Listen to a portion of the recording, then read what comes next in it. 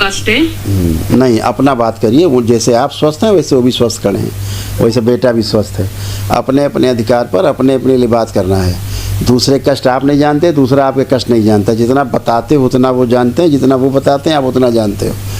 आप अपने बारे में पूरा जानते हो, आपको कोई कष्ट नहीं बचा। ऐसे ही आपके पति को भी कोई कष्ट नहीं बचे, ऐसे आपके बेटे को कोई कष्ट नहीं बचे। सब कष्टों से रहित हो। जितने साध्य रोग हैं वो सब, उनकी स्मृतियाँ नष्ट हुई तो अपने आप रोग चले जाते हैं। आपके प्रार्थना संकल्प से सब खत्म हो जाते हैं। तो जैसे आप स्वस्थ खड़े हैं वैसे वो स्वस्थ खड़े हैं। अभी हम आपको दिखाते हैं, आप दोनों लोग उठ बैठ के चेक करिए। जैसे 5 साल के बच्चे बच्ची होते हैं ना, ऐसे बन चुके हो आप लोग। बैठिए, उठिए, देखिए जैसे 5 साल के बच्चे होते हैं। करिए, आप भी करिए। हाँ, करिए, पूरा बैठिए उठिए, आधा नहीं, पूरा बैठिए उठिए, सब कर सकती है। ऐसे घुटने हाथ हटाइए, घुटने से अलग ऐसे करिए, दोनों हाथ अलग अलग, बैठिए उठिए।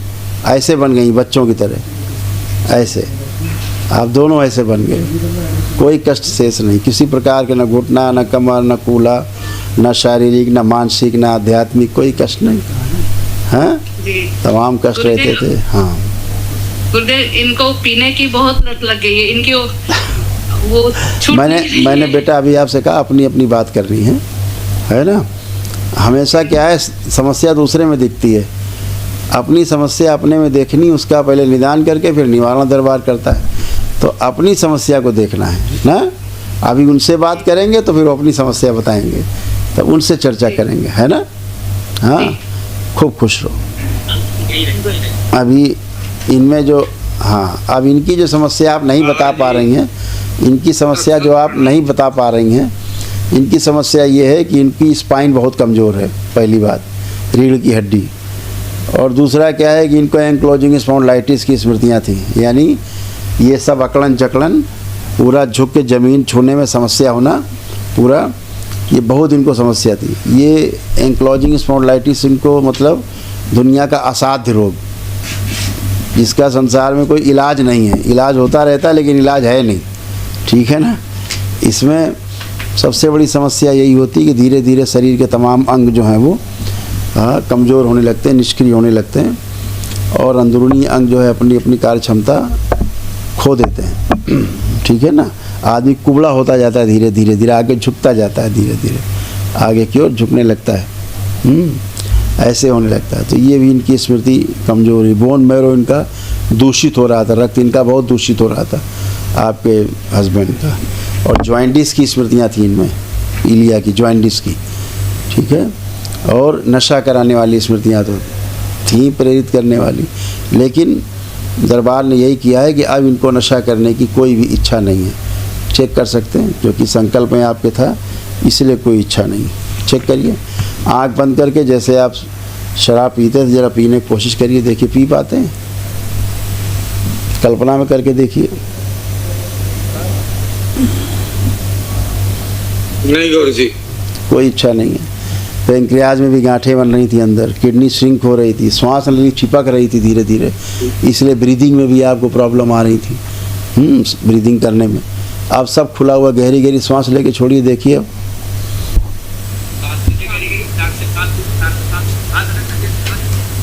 खूब गहरी गहरी सांस लीजिए, छोड़िए, देखिए कोई दिक्कत आ रही है? नहीं गुरुजी। हाँ, तो ये सब कुछ अच्छा है। यूरिन में इन्फेक्शन था और इसीलिए यूरिन पास करते समय जलन होना और तमाम चीज़ें शुरू हो रही थी, क्योंकि किडनी में प्रॉब्लम शुरू हो गई थी। यूरेटर में आपके पस बन रहा था अंदर। तो अभी आप बिल्कुल अच्छे, एकदम चैतन्य, कोई भी कष्ट नहीं है। कोई लीवर आपका डैमेज हो रहा था, दरबार ने सब स्मृतियाँ नष्ट की। इसीलिए दरबार जब से आए तो खूब भूख लगना और सब पूरा शरीर स्वस्थ रहना, आपस में एक दूसरे के साथ अच्छा लगना। एक दूसरे को देखिए, देख करके अच्छा लग रहा है। हाँ सर। क्रोध एकदम, हाँ, क्रोध एकदम से आ जाता था, पैनिक अटैक आपको होता था, एकदम क्रोध आता था बहुत कस के। हाँ, क्रोध में फिर जानते हो क्या क्या हो जाता है, वो सारा कुछ हो जाता था। तो अब वो कुछ नहीं है। अब ना इन पे क्रोध है, ना किसी पे क्रोध है, ना स्वयं पे क्रोध है। बिना क्रोध के आप बैठे, हृदय के पास खिंचाव आना, कष्ट आना, वो भी सब खत्म हो गया आपका। जो सब आता था कुछ भी बचा नहीं आपका। आधा अंग धीरे धीरे कमज़ोर हो रहा था आपका, आपको फील होता था आधे अंग में कमजोरी, बैठ के उठने में ताकत लगाते थे आप, है ना, तब आप उठते थे। तो ऐसे तमाम समस्याएं थी, सब बढ़िया हैं। बहुत ज़्यादा समस्या हो रही थी, OCD हो रही थी अपने आप से, कभी कभी स्वयं से घृणा होने लगती थी अपने आप से, अपने अच्छा नहीं लगता था। अब आप सब चीज़ों से बाहर आ गए एकदम। अच्छा, दुर्घटना कराने वाली स्मृतियाँ भी आपके यहाँ बहुत सक्रिय थी, एक्सीडेंट कराने वाले, गिरा देने वाली, ऐसे तमाम स्मृतियाँ थी। ये सब भी अब ख़त्म हो गई, अब कोई भी कष्ट नहीं है। लीवर में घाव अंदर बन रहे थे, इसीलिए पेट में दर्द बना रहता था और गाल ब्लैडर आपका निष्क्रिय हो रहा था इस तरह से। देखिए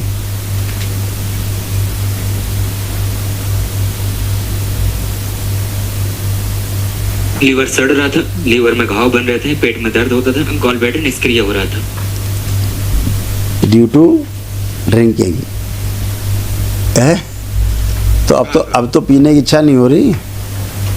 नहीं गुरुजी, ऐसे ही बने रहो। वो ये गांजा भी लेता था गुरुजी कभी हाँ, कभी। सभी कुछ लेते थे, लेने के लिए कोई दिक्कत ही नहीं थी, जो मन में आ गया ले लिया। अब कुछ देखो, गांजा कुछ पीने की इच्छा हो रही, देखो तो चीलम विलम देखो जरा कुछ।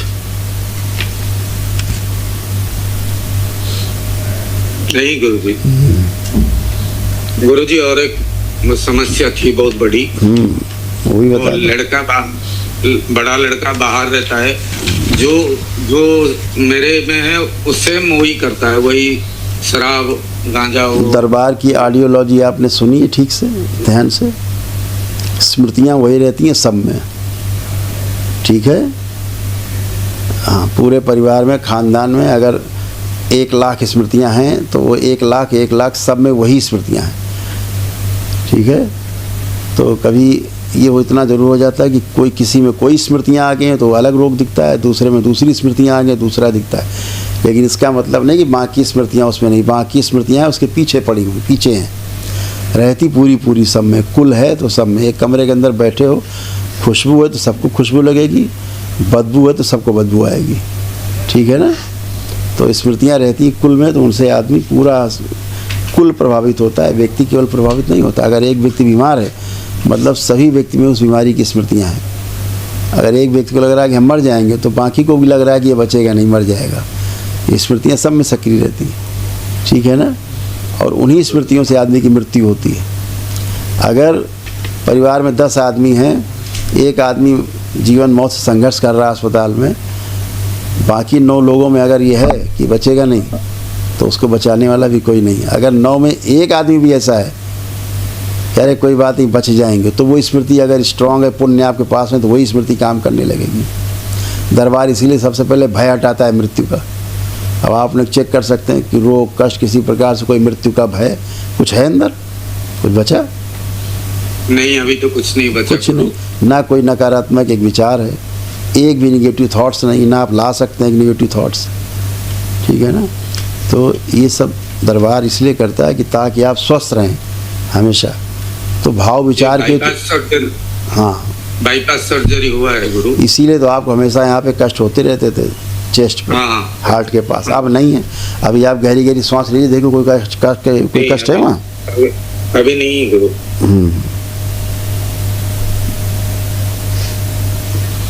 अब नहीं है। आपस में पति पत्नी विरोध बना रहता था, तनाव करा देती थी, बहुत भयंकर जो स्मृति थी, OCD थी। अब कोई है OCD?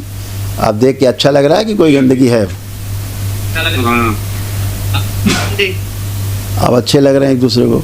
नहीं, बात करने का मन नहीं करता था, बैठे हैं लेकिन बात करने का मन नहीं कर रहा है।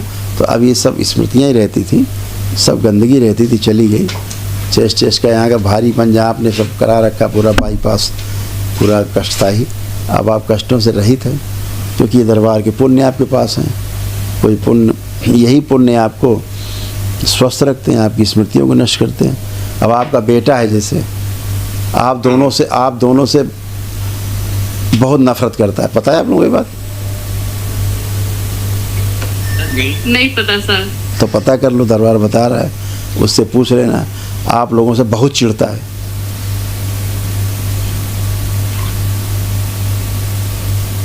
और यही आपकी OCD थी जो उसमें रिएक्ट करके आपको उसको निगेटिव करती थी।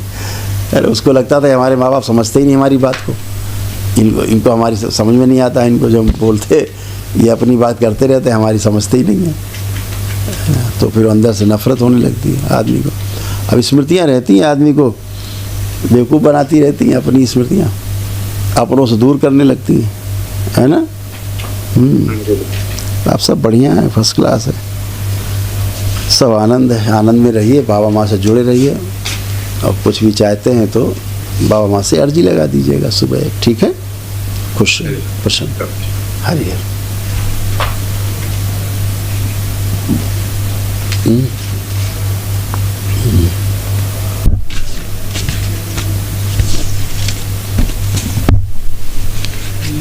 गुरु भाई बहनों, आपका हमारे चैनल में स्वागत है। चैनल द्वारा प्रस्तुत की गई कथाएं, हवन प्रक्रिया की जानकारी, प्रार्थनाएं और संगीत करौली शंकर महादेव, पूजनीय गुरु माता, पूजनीय बाबा और माता कामाख्या के लिए बनाई जा रही हैं। आपसे विनम्र निवेदन है कि पूरी कथाएं, हवन प्रक्रिया दरबार के कार्यक्रम की जानकारी, प्रार्थनाएं और संगीत सुनने के लिए इस चैनल को अवश्य सब्सक्राइब कर लें, जिससे आपको सभी वीडियो समय पर प्राप्त हो सकेंगे। अपने सगे संबंधियों, मित्रों व रिश्तेदारों को वीडियो शेयर भी करें। गुरु माता, बाबा के प्रति आस्था सदैव बनी। माता कामाख्या, बाबा सदैव आपका और सभी का भला और शुभ करे। चैनल सब्सक्राइब करने के लिए आप सभी का धन्यवाद। आपका दिन शुभ हो। करौली शंकर महादेव की जय। हर हर महादेव।